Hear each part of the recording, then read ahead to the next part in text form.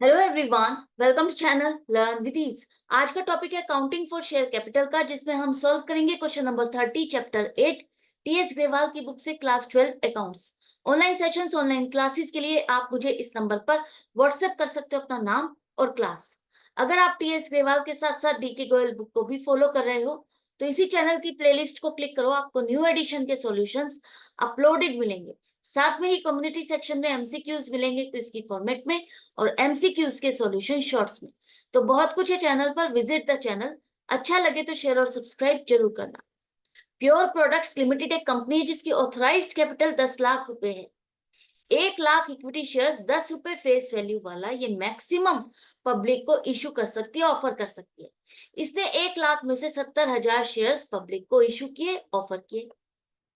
अब ये शेयर 10 रुपए में नहीं ऑफर किया, 2 रुपए प्रीमियम के साथ ऑफर किया। मतलब जिसे ये शेयर खरीदना है उसे 10 रुपए नहीं 12 रुपए की पेमेंट करनी होगी, और वो भी इंस्टॉलमेंट से। 3 रुपए एप्लीकेशन, 5 रुपए अलॉटमेंट, और बाकी जो बच गया वो फर्स्ट एंड फाइनल कॉल पर पे करना होगा। कंपनी को एप्लीकेशन मनी 1,89,000 रुपीज रिसीव हुई। आपसे पूछा गया है क्या ये कंपनी शेयर अलॉट कर सकती है। अगर कर सकती है तो उसकी जर्नल एंट्रीज क्या हो। तो सबसे पहले हम चेक कर लेते हैं कि ये कंपनी शेयर्स अलॉट कर सकती है या नहीं। इस कंपनी ने 70,000 शेयर्स इशू किए, पब्लिक को ऑफर किए, इनवाइट किया कि वो उसकी कंपनी में आए और शेयर्स को परचेज करे। पब्लिक में से कुछ लोगों ने एप्लीकेशन सेंड की और उसके साथ पैसा जमा किया। इस तरह से हमारे पास 3 रुपए के हिसाब से 1,89,000 रुपीज रिसीव हो गए। एप्लीकेशन पर आपने कितना पैसा डिमांड किया? 3 रुपए। तो जिसको खरीदने थे, जितने शेयर्स खरीदने थे, उस हिसाब से उसने 3 रुपए के हिसाब से पैसा आपके बैंक में जमा कर दिया। तो 1,89,000 आपके बैंक में पैसा जमा हो गया। अब हमें चेक करना है कि हमें एप्लीकेशन कितने शेयर्स खरीदने के लिए पब्लिक से मिली है। उसे चेक करने के लिए आपको 1,89,000 डिवाइडेड बाय 3 करना होगा। तो हमें पता चलता है कि 63,000 शेयर्स के लिए हमें एप्लीकेशन मिली है। पब्लिक में से 63,000 शेयर्स ही खरीदने के लिए आपको एप्लीकेशन मिली। तो इशू 70,000 की, एप्लीकेशन 63,000, मतलब इशू से कम के लिए आपको एप्लीकेशन मिली। तो जब इशू से कम के लिए एप्लीकेशन मिलती है तो वो सिचुएशन क्या हो जाती है? अंडर सब्सक्रिप्शन की।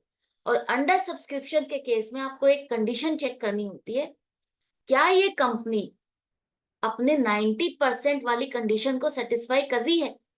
90% वाली कंडीशन मतलब क्या उसको इश्यूड शेयर्स के 90% के इक्वल एप्लीकेशन शेयर्स की मिली है। तो 70,000 का 90% 63,000 बनता है। तो क्या पब्लिक में से 63,000 शेयर्स खरीदने के लिए एप्लीकेशन कंपनी को रिसीव हुई? हाँ, ये 63,000 आपका 90% बनता है। इक्वल टू 90% या मोर देन 90% इश्यूड शेयर्स की एप्लीकेशन मिलेगी, तभी कोई कंपनी अपने शेयर्स अलॉट कर सकती है। तो क्या कंडीशन लगाई है कंपनीज एक्ट ने? कोई भी कंपनी शेयर्स इशू करती है तो उसको मिनिमम इश्यूड शेयर्स की 90% शेयर्स के लिए एप्लीकेशन रिसीव होनी चाहिए। तो 90% एंड अबव ये कंडीशन है। तो 90% के लिए हमें एप्लीकेशन मिल गई है, तो ये कंपनी बच गई, ये शेयर्स इशू कर सकती है, अलॉट कर सकती है। तो yes, company can allot the shares as it got the application for 90% of the issued shares. तो फर्स्ट क्वेश्चन का तो आंसर हमने दे दिया। अब इसके बाद जर्नल एंट्रीज बनानी है। तो जर्नल एंट्रीज के लिए फर्स्ट ट्रांजेक्शन कहां से स्टार्ट होगी? फर्स्ट जर्नल एंट्री हमारी, फर्स्ट जर्नल एंट्री आपकी स्टार्ट होगी जहां से बैंक में आपके पास पैसा आता है और आपको पता चलता है कि कितने लोग शेयर्स खरीदना चाहते हैं, कितने लोग और कौन लोग खरीदना चाहते हैं। तो बैंक में पैसा आया तो बैंक अकाउंट डेबिट 63,000 शेयर्स के लिए एप्लीकेशन 3 रुपए के हिसाब से 1,89,000 रुपीज आपको मिल गए। ये क्यों मिले पैसे आपको? इक्विटी शेयर एप्लीकेशन के नाम से। शेयर नाम का प्रोडक्ट जो आप बेच रहे हो, उसकी फर्स्ट इंस्टॉलमेंट, जिसका नाम आपने इक्विटी शेयर एप्लीकेशन रखा, लोगों से कहा कि अगर आप शेयर खरीदना चाहते हो तो उसकी इंस्टॉलमेंट, फर्स्ट इंस्टॉलमेंट एप्लीकेशन नाम से आपको ये पैसा जमा करना होगा, और उन्होंने जमा किया। तो ये इक्विटी शेयर एप्लीकेशन नाम से आपको ये पैसा मिला, फर्स्ट इंस्टॉलमेंट। अब ये एप्लीकेशन अकाउंट में ही ये पैसा नहीं रहेगा, आपको इसको फाइनली ट्रांसफर करना है। कहाँ? फर्स्ट इंस्टॉलमेंट का पैसा है, किस चीज को बेच करके मिल रहा है आपको? शेयर। शेयर बेच रहे हो तो शेयर को इंस्टॉलमेंट पे बेच रहे हो, तो फर्स्ट हिस्सा, एक हिस्सा हमें शेयर बेच करके अपना पैसा रिसीव हो गया, फर्स्ट इंस्टॉलमेंट। तो इसे एप्लीकेशन अकाउंट से निकाल के हम शेयर कैपिटल अकाउंट में ट्रांसफर कर देंगे फाइनली। ये एप्लीकेशन अकाउंट आपका टेम्परेरी अकाउंट था, ये चेक करने के लिए कि फर्स्ट इंस्टॉलमेंट का पैसा आपको मिला तो कितना मिला, कितने शेयर्स के लिए मिला, और अब आपको ये मिल गया है तो अब आप फाइनली इसको शेयर कैपिटल अकाउंट में ट्रांसफर करोगे, क्योंकि फाइनल हो चुका है कि अब आप ये शेयर्स अलॉट करने वाले हो। क्लियर है? तो 70,000 में से 63,000 यूनिट्स हमारी बिक रही है।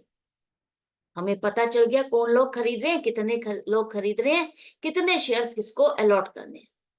अब यहां पर वो कंडीशन आ गई, जब हमें क्लैरिटी हो गई है तो अब हम सेकंड इंस्टॉलमेंट अलॉटमेंट करेंगे शेयर्स, तो अलॉटमेंट के टाइम पर सेकंड इंस्टॉलमेंट की डिमांड करेंगे। सेकंड इंस्टॉलमेंट का मतलब इक्विटी शेयर अलॉटमेंट अकाउंट, आप उसको नाम दोगे, नई इंस्टॉलमेंट नया नाम। अब यहाँ पर 2 रुपए प्रीमियम मांगा गया है और ये नहीं बताया कि 2 रुपए प्रीमियम कौन सी इंस्टॉलमेंट के साथ पेमेंट की जाएगी। तो जब भी क्वेश्चन इस तरह से साइलेंट हो, ब्लैंक हो कि प्रीमियम का पैसा कब डिमांड किया गया, कब पे करेंगे शेयर होल्डर्स, तब आपको यही लेके चलना है कि अलॉटमेंट के टाइम पर प्रीमियम का पैसा डिमांड किया गया। या तो क्वेश्चन में स्पेसिफिकली लिखा होगा कि इस टाइम पर शेयर होल्डर्स को प्रीमियम का पैसा देना है, एप्लीकेशन के साथ, अलॉटमेंट के साथ, या फर्स्ट या फाइनल कॉल के साथ कब देना है। नहीं लिखा तो आप सीधा सीधा ये लेके चलोगे कि अलॉटमेंट के टाइम पर ही प्रीमियम का पैसा डिमांड किया गया। तो अलॉटमेंट की अब हम ड्यू की एंट्री डालेंगे। ड्यू की एंट्री का मतलब अब हमें पता है कि 63,000 शेयर्स हमें अलॉट करने हैं, इतने शेयर्स लोग खरीद रहे हैं, तो अब हम अलॉटमेंट पर डिमांड करेंगे तो हमें पैसा कितना मिलना है, ये हम एक पहले ही एक एंट्री बना लेते हैं ताकि हम ट्रैक रख सके कि इस इंस्टॉलमेंट, सेकंड इंस्टॉलमेंट पे इतना पैसा मिलना है, तो क्या इतना मिला या नहीं मिला, कितने लोगों से पेमेंट मिली या कितने लोगों से पेमेंट नहीं मिली, ताकि हम उसका फुल ट्रैक रख सके, रिकॉर्ड रख सके। अब ये 5 रुपए पूरे के पूरे आपके शेयर कैपिटल अकाउंट में आप ट्रांसफर नहीं करोगे। हम यहाँ पर ये मान के चलते कि ये 5 रुपए आप सेकंड इंस्टॉलमेंट पर जो डिमांड कर रहे हो, वो पूरे के पूरे पैसे आपको पब्लिक से रिसीव हो जाएंगे जिन्हें आप शेयर अलॉट करने वाले हो, क्योंकि उनसे आपको एप्लीकेशन का पैसा आ चुका है। तो 3 रुपए तो इसमें फेस वैल्यू है, तो फेस वैल्यू वाला पैसा ही आप शेयर कैपिटल अकाउंट में ट्रांसफर करोगे। मान रहे हो कि पूरा पैसा मिल गया, तो सेकंड इंस्टॉलमेंट आप मान रहे हो पूरा पैसा मिल गया, आपने इस बैग में ट्रांसफर कर दिया, शेयर कैपिटल नाम के बैग में, जिसमें आपके पास जो जो इंस्टॉलमेंट का पैसा आता जा रहा है ट्रांसफर करते जा रहे हो। और जो 2 रुपए प्रीमियम है उसके लिए एक अलग अकाउंट खुलेगा, सिक्योरिटीज प्रीमियम, और उसमें आप 2 रुपए के हिसाब से ये पैसा उसमें डालोगे, और ये भी मान के चल रहे हो कि ये पूरा पैसा आपको मिल गया। एक बात हमेशा याद रखना, जब भी शेयर्स की बात की जाती है तो शेयर कैपिटल फेस वैल्यू पर मेंटेन की जाएगी। जितनी भी ट्रांजैक्शंस हम शेयर कैपिटल की करेंगे वो फेस वैल्यू पर करेंगे, और प्रीमियम का पैसा जो भी है वो सिक्योरिटीज प्रीमियम अकाउंट में डलेगा, और इन दोनों की अकाउंटिंग अलग चलेगी, अलग रहेगी, दोनों का पैसा मिक्स नहीं किया जाता। क्लियर है? लेकिन आप जब शेयर होल्डर से डिमांड करते हो तब आप उसको ये नहीं कहते कि आपको प्रीमियम का पैसा अलग देना है, फेस वैल्यू का पैसा अलग देना है। आपने तो उनसे कहा 5 रुपए पे करना है, तो 5 रुपए के हिसाब से आपको पेमेंट कर देते, वो सेग्रीगेट नहीं करते, वो अलग अलग नहीं करते। ये तो हम अपनी अकाउंटिंग करते कि हमें फेस वैल्यू अलग रखनी है और प्रीमियम का पैसा अलग रखना है। तो अब शेयर होल्डर से, पब्लिक से आपने डिमांड की 5 रुपए की सेकेंड इंस्टॉलमेंट की, तो उन्होंने पेमेंट की। हम तो मान रहे हैं पूरी पेमेंट आ गई, लेकिन एक्चुअल पोजीशन हमको कब पता चलती है? जब बैंक में पैसा जमा होता है। यहाँ पर कहा है कि ये मान के चलो कि पूरा पैसा आपको मिल गया अलॉटमेंट पर और कॉल पर, तो पूरा पैसा मिल गया मतलब बैंक अकाउंट में हमारे 63,000 शेयर्स पर 5 रुपए के हिसाब से पूरी पेमेंट आ गई, 3,15,000 रुपए। और ये किस वजह से आई? Equity share allotment, second installment का पैसा आपको मिला। यहाँ पर आप प्रीमियम फेस वैल्यू अलग अलग नहीं करोगे। इस अलॉटमेंट पर आपको 3,15,000 रुपए मिलने थे, ये पैसा आपको पूरा मिल गया। इसका काम था ट्रैक रखना इसने ट्रैक रखा, इसने बताया इतना मिलना था, इतना मिल गया, इसका काम खत्म। डेबिट और क्रेडिट होकर के ये अकाउंट खत्म हो गया। जैसे एप्लीकेशन का अकाउंट खत्म, रहा कौन सा अकाउंट? बैंक अकाउंट, जहां पर पैसा जमा हुआ, और किस लिए? शेयर कैपिटल के लिए। तो शेयर कैपिटल और सिक्योरिटीज प्रीमियम में ये पैसा जमा हो गया और बैंक में ये पैसा आ गया। क्लियर है? अब बारी आती है first and final call, last call. जब भी लास्ट कॉल की डिमांड की जाएगी उसके साथ फाइनल नाम जरूर लिखोगे। और थर्ड इंस्टॉलमेंट, नया अकाउंट खुलेगा नए नाम से, equity share first and final call, ताकि हम ट्रैक रख सके हर कॉल का, हर इंस्टॉलमेंट का नया नाम क्यों रख रहे हैं?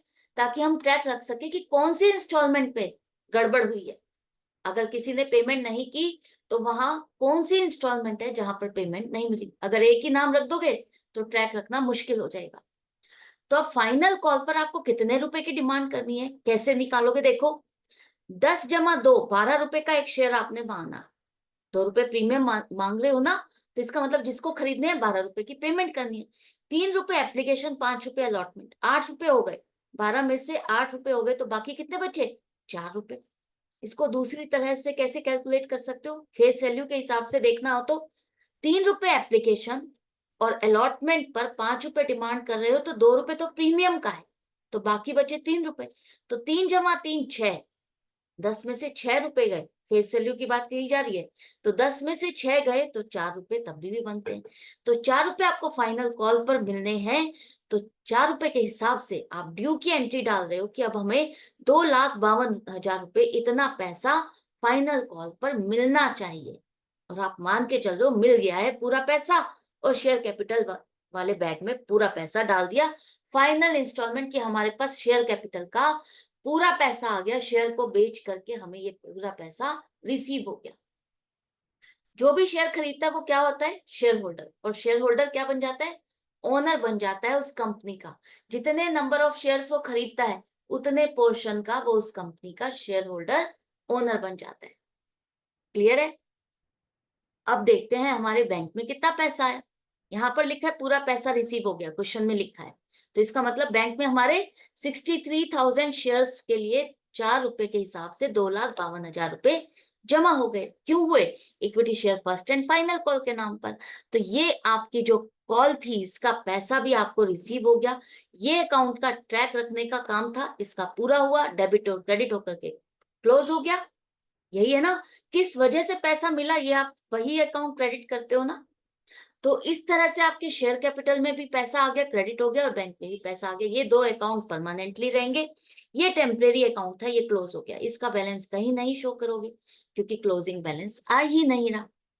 तो ये थी जर्नल एंट्रीज। आई होप आपको अच्छे से समझ में आ गया, क्लियर हो गया है। तो इसी तरह से प्रैक्टिस जारी रखना, मेरे साथ कनेक्टेड रहना, ताकि आपके सारे डाउट्स क्लियर हो जाए, कॉन्सेप्ट प्रॉपरली क्लियर हो जाए, स्ट्रॉन्ग हो जाए। मिलते हैं नेक्स्ट वीडियो में नेक्स्ट क्वेश्चन के साथ। Good bye and take